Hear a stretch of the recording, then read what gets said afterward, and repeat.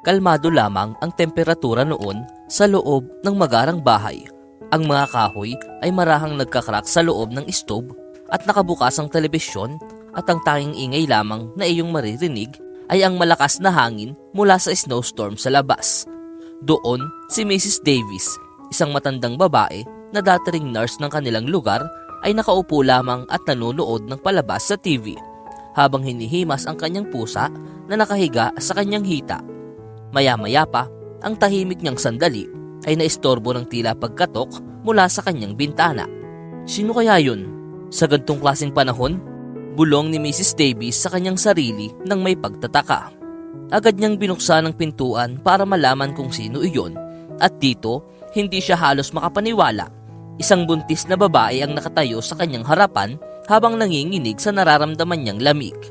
Naka-nightgown ng babae, nakayapak lamang at nakabalabal na nakapulupot sa kanyang balikat. Hindi halos magalaw ng babae ang kanyang labi, kaya halos bumubulong na lamang sa bawat salita.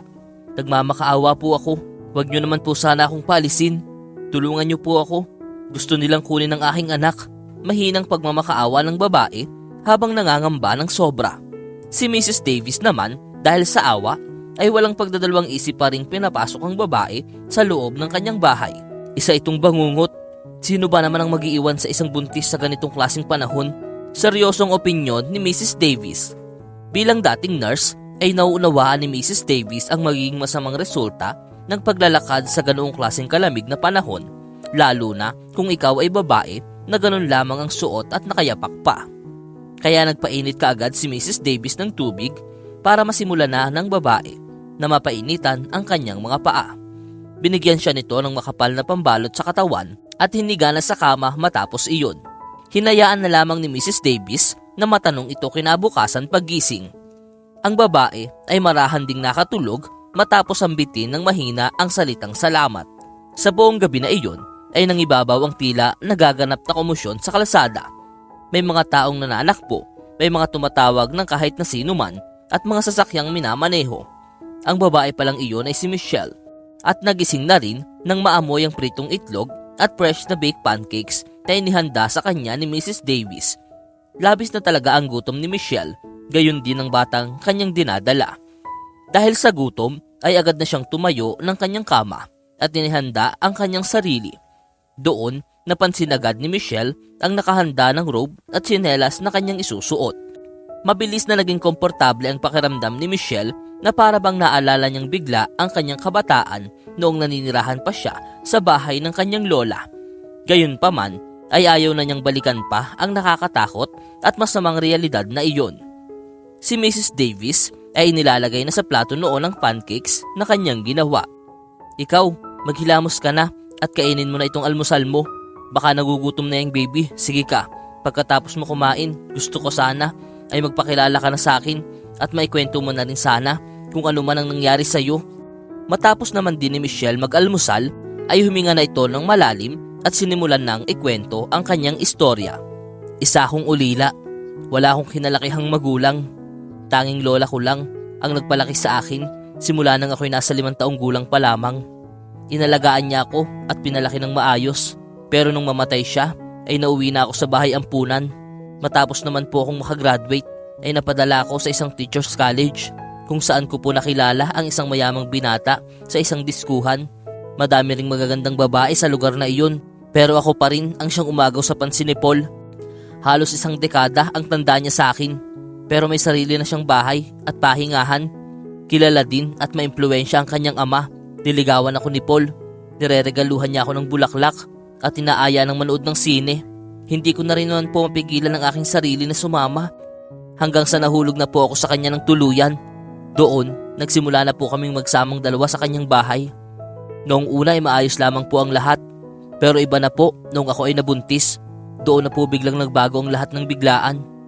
Ang dati pong malambing na si Paul ay nagsimula na po akong saktan, insultuhin ako at palagi na rin siyang naglalasing at umuwi ng 10 oras ng gabi. Wala po akong nagawa noon kundi ang maiyak. Nangamba ng sobra. Hinihiling ang kanyang pagbabago pero wala pong nangyayari. Hanggang sa makalipas pa ang 2 linggo ay mas lalo pa siyang naging malala sa puntong nag-uwi na po siya ng ibang babae sa bahay. Sobrang sakit po ang naramdaman ko noon na sa kanya ko lamang naranasan.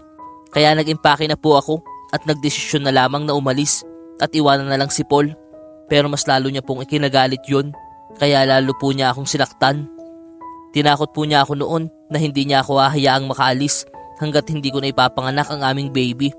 Nakukunin niya rin agad-agad sa akin.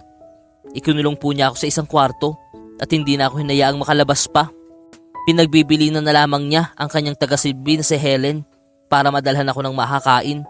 Walang oras po na hindi ako nagmamakaawa sa kanya habang umiiyak ng sobra. Kaya po isang gabi, matapos akong madalhan ng hapunan, dahil na din sa awa ni Helen, ay sinadya po niyang iwanan na bukas ang pinto ng kwarto. Dahilan po para makalabas ako agad at dali-dali nang umalis ng patakbo, nawaring may humahabol sa akin. Hanggang sa eto na nga po, dito na po ako dinala ng aking mga paa sa bahay niyo po. At marami pong salamat sa pagpapatuloy sa akin. Matapos ibahagi ang kanyang istorya, ay bigla na namang binalot ng lungkot si Michelle. Nakakatakot naman talaga ang pinagdaanan mo. Hindi ko akalaing may nangyayaring ganung bagay. Pero anong plano mo ngayon? Sambit ni Mrs. Davis. Sa totoo lang po, ay hindi ko po alam. Sana po wag niyo muna akong paalisin, pakiusap. Kukunin po ni Paul ang baby namin sa oras na maipanganak ko siya bago ako tuluyang alisin sa kanyang buhay. Wala na naman po akong pamilya na maaaring magtanggol sa akin. Dagdag pa po ang matinding koneksyon ng kanyang ama. Tiyak na mawawala ang lahat sa akin. Dito, mas lalo pang naiyak si Michelle. Alisin mo na yung mga isipin na yan sa ulo mo. May anak akong lalaki na nagngangalang Larry. Isa siyang pulis. Pauwi na siya at may tinatapos lamang na duty. Sa kanya mo sabihin ang lahat at alam kong matutulungan kanya. Malinaw namang tugon ni Mrs. Davis. Si Larry ay papauwi na noon mula sa kanyang duty habang iniisip ang hindi naging magandang takbo ng kanyang buhay pamilya. Kamakailan lamang kasi nang mahiwalay si Larry sa kanyang asawa. Ayaw ng asawa ni Larry sa kanyang propesyon bilang pulis. Sa halip ay nais niya itong maging malaking negosyante at madala sa magagandang lugar. Pagka-uwi ni Larry ay dumiretso na siya agad papuntang kusina dahil na din sa gutom na kanyang nararamdaman. Dito na niya nakita si Michelle na agad namang pinakilala ng kanyang ina. Sinabi ni Mrs. Davis sa kanyang anak na kailangan nilang mapag-usapan ang matinding problemang kinakaharap ni Michelle, lalo't alam niya na wala nang ibang makakatulong dito kundi ang kanyang anak na lamang. "Diba, ikaw yung pinaghahanap kagabi?" tanong ni Larry kay Michelle. Imbis na batiin ito, biglang namutla si Michelle na tila isang usang natatakot. Gayunpaman, ang magagandang mata ni Michelle, ang makinis nitong buhok at makapal na lashes, gayon din ang natural niyang ganda at pagiging maamo ay labis na nagpabighani kay Larry. "Wag mo akong ibabalik, parang awa mo na," nagmamakaawang wika ni Michelle. Ilang minuto ang makalipas, matapos may kwento ni Michelle ang lahat, ay ikinagulat talaga ito ni Larry. Hindi man malaman pa ni Larry kung paano matutulungan si Michelle, ay sinisigurado niyang hindi niya ito hahayaang mapahamak pang muli. "Huwag ka nang umiyak, Michelle. Wala nang sino man ang mananakit sa'yo. Nasaan ang iyong mga gamit at dokumento? Nasa bahay ni Paul lahat. Gayon din ang aking passport. Kaya hindi rin ako makakatakas sa kanya. Maging ang susi ng aking apartment ay nasa kanila rin. Kahit na hindi na naman ako babalik doon dahil sa takot." Labis ang naging pag-iyak ni Michelle ng mga sandaling yon. "Ganito na lang ang gawin natin. Dito ka na lang muna. Bababa ako mamaya sa bayan para mabilhan ka ng mga damit na may susuot o kung ano man ang iyong kailangan. Matapos yon, at saka ako nakikilalanin ang pagkatao ni Paul na yan at kung paano ko paplanuhin ang lahat. Pero delikado, patawarin mo ko at ngayon maaari ka pang madamay sa aking problema. Wala yun, kasama naman sa propesyon ko ang tumulong sa nangangailangan." Pagkatapos magawa ang kanyang ipinangako, ay nalaman na ni Larry ang ilang detalye patungkol kay Paul na ang tunay nitong pangalan ay Paul Spencer na anak ng isang kilalang negosyante ng lungsod. Pero ang negosyante na iyon umano ay hindi ganun katotoo at kahina-hinala, kaya matagal na rin inoobserbahan ng mga pulis. Wala lamang silang makitang ebidensya na maaaring magdiin sa kanya sa isang kasalanan. Sa una ay naisip ni Larry na makausap si Paul ng maayos, pero naisip din niya na wala ring magiging resulta ang bagay na iyon dahil na din sa kanyang mga nadinig. Nang ganap ng magkaharap ang dalawa ay seryosong tinanong ni Paul si Larry. "Sino ka? Anong kailangan mo rito?" "Ako ang precinct officer ng lugar na ito at nais lang sana kitang makausap. Alam kong iligal mong ikinukulong si Michelle Taylor sa iyong bahay. Kinuha at itinago ang kanyang mga dokumento, mga gamit, kaya ibalik mo na lamang ang mga ito. Natatakot si Michelle sa'yo at ayaw ka na niyang balikan pa. Maayos na wika ni Larry. Si Paul ay binalot ng galit sa kanyang nadinig at pasigaw na tumugon kay Larry. Natagpuan mo pala yung babaeng yan. Akala ko ay namatay na siya sa lamig ng gabing yun. Nagrereklamo na pala siya ngayon. Hindi ko naman siya kailangan. Nagawa ko ng maging masaya sa kanya. Pero kukunin ko pa rin ang magiging anak namin sa kanya. Sino bang nagsabi na magbuntis siya? Ako ba? Isa siyang inutil. Hindi legal na kunin mo ang iyong anak para ilayo ito sa ina nito. Halos maubos na ang pasensya ni Paul ng mga oras na iyon. Wala akong pakialam. Maraming koneksyon ng ama ko, kaya wala siyang makukuha na kahit na ano. Sabihin mo sa kanya yan. Malakas na wika ni Paul sabay lagabog ng pasara ng kanyang pintuan. Nainis naman din si Larry sa kabastusang ipinakita ni Paul, pero hindi na yun nakakapagtaka sa kanyang ugali. Kaya sinunod niya namang kausapin ang ama nito. Halos isang linggo ring binusisi ni Larry ang mga datos patungkol sa negosyo, kung saan niya nalaman ang maraming nakaka-interes na bagay. Nagantay siya ng tamang oras at pagkakataon hanggang sa magdesisyon na harapin na ang lahat anuman ang mangyari. Doon, hinarap ni Larry si Mr. Spencer at sinabi rito ang ginawa ng kanyang anak. Matapos yun, ay ibinigay naman ni Larry sa kanya ang mga kopya ng dokumento.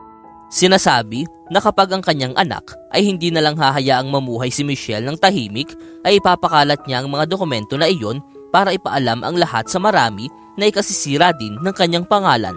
Alam man ni Larry na hindi nalalayo ang ugali ni Paul sa ama nito, ay buong tapang pa rin niya itong hinarap. Oo na, nauunawaan ko. Ayoko nang dagdag pang isipin. Ako na ang bahala sa kanya. Sawang-sawa na ako sa problema na dinadagdagan pa ng aking anak. Tinitiyak ko sa iyo na may ahatid ang mga dokumento ng babaeng yun sa kanyang bahay. Ako na ang magsasaayos ng lahat, at kung masisigurado ko na ang anak niya ay aking apo, ay tutulong din ako sa kanya. Uulitin ko, madami na akong iniisip at ako na ang humihingi ng tawad sa ginawa ng aking anak. Si Larry ay nabigla at natigilan sa kanyang nadinig at umalis na lamang noon ng opisina na hindi pa rin maalis sa kanyang sarili ang magtaka. May maganda na siyang balita na masasabi kay Michelle pag-uwi. At doon sa pag-uwi ni Larry ay nabungaran nito ang isang magandang eksena. Ang kanyang ina ay tinuturuan si Michelle na gumawa ng dumplings na kahit nahihirapan man si Michelle sa paggawa noon, ay labis naman siyang nasisiyahan. Napupuno ng harina ang kanyang muka, kaya hindi rin maiwasan ni Larry ang mapangiti. Dito na sinabi ni Larry ang magandang balita. Malaya ka na. Bukas na bukas din ay pwede ka nang bumalik sa iyong apartment. Huwag ka nang matakot dahil ako na ang nagsasabi sa iyo. Maayos na ang lahat. May ngiting wika ni Larry. Halos malaglag ni Michelle ng mga oras na yon ang ginagawa niyang dumpling.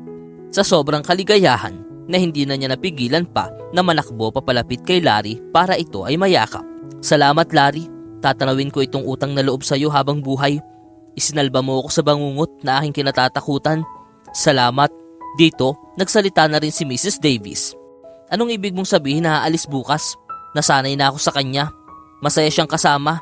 Hahayaan mo lang ba Larry na mag-isang alagaan ni Michelle ang kanyang anak nang walang kahit na anong tulong?